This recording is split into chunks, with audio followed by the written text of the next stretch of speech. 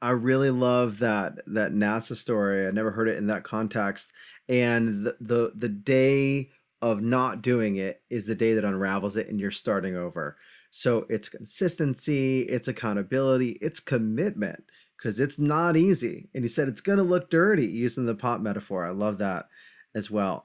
The thing that a lot of people experience, and I said it took me all of 30 seconds for my internal dialogue to kick in with my self-doubt, is one of the things that you shared in your work is, one of the greatest lessons you've learned is learning who the little voice is inside your head and how to control that voice. So if you don't mind, Sharon, who is that little voice? Well, that little voice is my ego.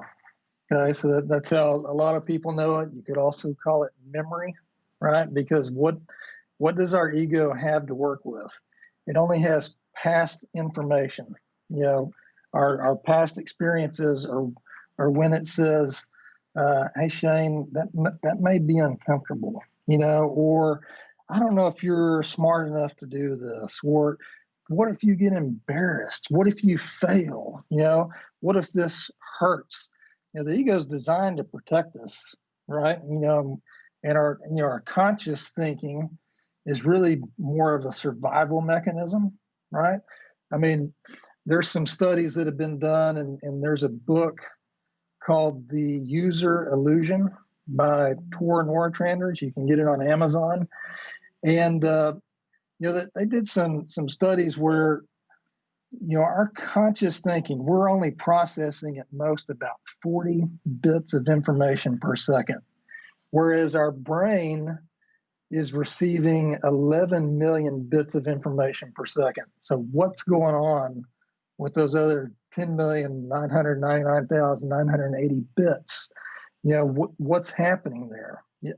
Um, our If we're given control of our thinking over to our ego, and it's programming us with negative thinking and fearful thinking and those kind of things, we're actually building all kinds of walls and roadblocks in front of us that keep us from moving forward. And more on the ego. I've been on both sides of the conversation aisle where you need a strong ego for sales, right? You got to be the biggest voice in the room. You got to let people know who you are. And then I've got family who have been in recovery, and that they talk about deflation of the ego.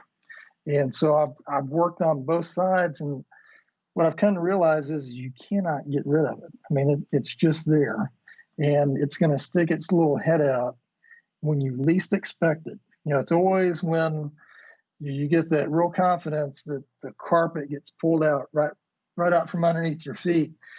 And it's when you let that ego come in and just start tripping you up. So that's who the little voice is.